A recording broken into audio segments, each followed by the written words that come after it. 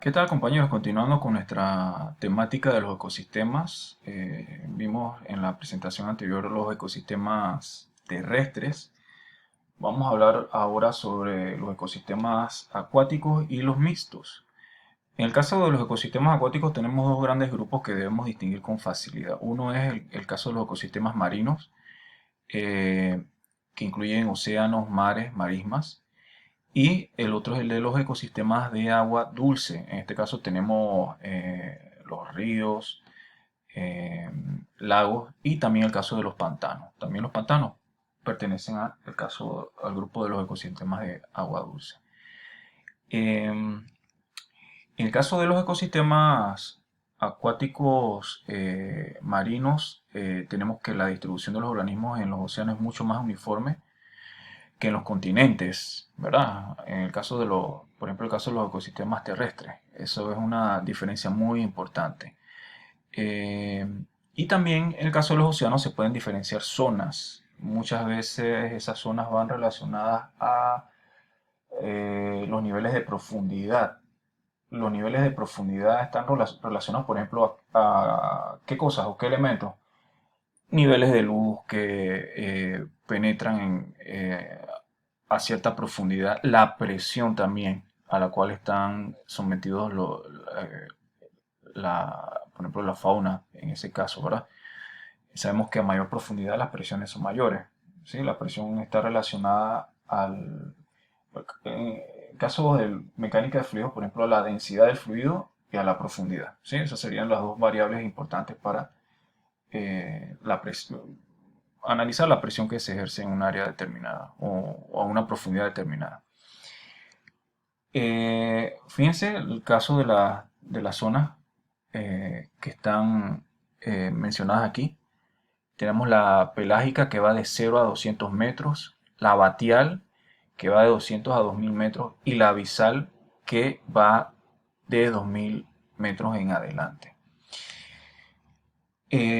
Organismos de los ecosistemas marinos, importante reconocer la diferencia entre estos tres. Tenemos, por ejemplo, el caso del plancton. El plancton, más que todo, que tenemos zooplancton y fitoplancton. En el caso de zoo, recuerden que estamos hablando de animales y fitovegetales. Eh, Esto, en el caso del plancton, siempre va a estar flotando o va a estar a la deriva, en el caso de la superficie del agua. El caso de los bentos son seres vivos que se fijan a los fondos. Eh, Entre ellos habitan los moluscos y otras especies. El nécton, cuando hablamos de nécton, estamos ya hablando de organismos que son capaces de nadar y desplazarse. Peces, calamares, pulpos. Eh, en términos de los ecosistemas acuáticos de agua dulce, tenemos dos grandes grupos que son importantes recalcar. Unos son los lénticos y los otros lóticos. Los lénticos están constituidos por agua, por masas de agua quieta y caudal restringido. Estamos hablando, por ejemplo, lo que son estanques, pantanos, lagunas. Y por el contrario, en el caso de los lóticos, estamos hablando de agua que está en constante movimiento. ¿Sí? Existe un caudal para estos casos. Y estamos hablando, por ejemplo, ríos, arroyos, manantiales también. Las caídas de agua, ¿verdad? Cascadas, por ejemplo, podrían formar parte también de estos ecosistemas. Bien, vienen ahora unos ecosistemas que son bastante interesantes, los ecosistemas mixtos. Aquí, el caso de los ecosistemas mixtos resultan ser como una especie de transición entre dos tipos de ecosistemas. Y de hecho, por eso es que de alguna manera suelen ser algo más frágiles, ¿sí?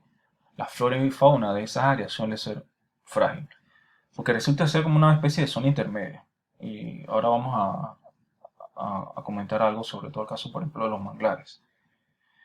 Fíjense, eh, los humedales, que son parte de estos ecosistemas mixtos, son zonas que están temporalmente o permanentemente también inundadas. Y los factores climáticos y las relaciones que se dan entre ellos son muy específicas, muy específicas. Eh, Hay una pregunta que para mí es vital y se las hago. Por ejemplo, ¿por qué creen ustedes que los humedales son tan frágiles? Fíjense que nosotros tratamos, sí, en el caso de educación ambiental muchas veces se habla de la fragilidad de los humedales y la importancia de cuidarlos. ¿Por qué? La respuesta es sencilla, porque ahí existen eh, especies únicas que están dentro de condiciones muy particulares, donde algo suceda, el equilibrio ecológico puede crear un desastre o alterar drásticamente las condiciones. Entonces, eh, la respuesta es simple. Ahí viven especies únicas que están bajo situaciones muy específicas. Eh, y es justamente la página esta que ustedes ven. La alta fragilidad y vulnerabilidad que existe en el caso de los humedales. Eh, y esto ya lo habíamos comentado en clase también varias veces, ¿verdad? Eh, Este es un caso de estudio de reflexión muy interesante sobre el proyecto Santa María Golf and Country Club, eh, que está en la presentación, que me gustaría que analizaran y pudieran expresar su opinión. Eh, mm, Hay quienes estuvieron a favor, hay quienes estuvieron en contra por varias situaciones. Ese estudio de caso lo vamos a colocar en la plataforma. Pero una de las temáticas que entraba a relucir en el caso este era qué tanto afectaba, por ejemplo, el caso de los humedales, los manglares, en la bahía de Panamá en una área que es una área protegida. Eh, y también, y de esta va a ser una de nuestras presentaciones, qué tanto los estudios de impacto ambiental realmente, digamos, nos dan eh, digamos, una serie de aspectos veraces, ¿verdad? Para ser tomados en cuenta por el Ministerio de Ambiente.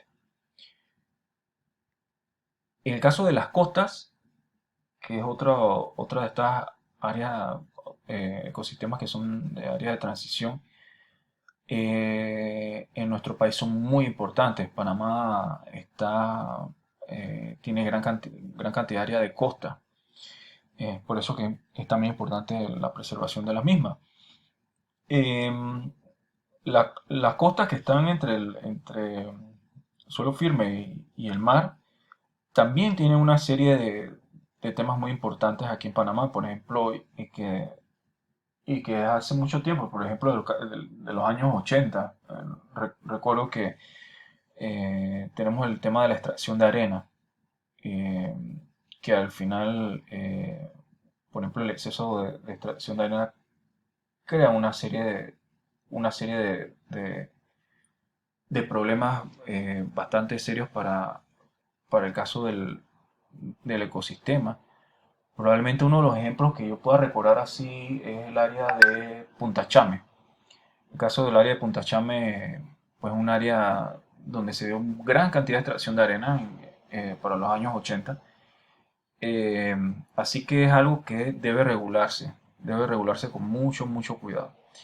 El caso de las costas, ¿qué factores afectan las costas? Clima, viento, oleaje, ¿sí? La marea, las actividades humanas, obviamente, eh, crean eh, digamos, una atmósfera muy particular en el caso de las costas.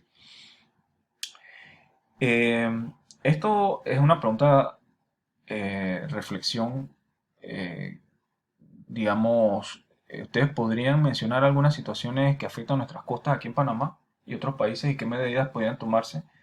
Bueno, una de ellas hablamos del caso de la actividad humana, por ejemplo, la extracción de arena. uno de los efectos grandísimos que se tiene, por ejemplo, es el caso de la erosión. ¿Sí? Si usted va a Punta Chame, por ejemplo, usted se va a dar cuenta que lugares donde de repente uno podía bañarse y que podía verse, se puede utilizar, por ejemplo, para eh, empresas como son relacionadas al área del turismo, pues eh, en ese caso, al tener un ecosistema que ha sido cambiado, pues influye de manera negativa a negocios o empresas que tengan que ver con el caso del turismo. Entonces también hay que ver el caso de desarrollo sostenible.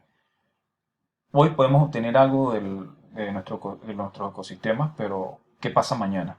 ¿Sí? Entonces, esos son temas que siempre deben ser relevantes para nosotros. Bien, como siempre, al final de todas las presentaciones tenemos algunas preguntas de apoyo que tienen ustedes y que eh, son importantes para tener un hilo conductor en la materia que nosotros estamos tomando. Bueno, por ahora me despido de ustedes. Hasta la próxima cápsula virtual. Que estén muy bien, cuídense.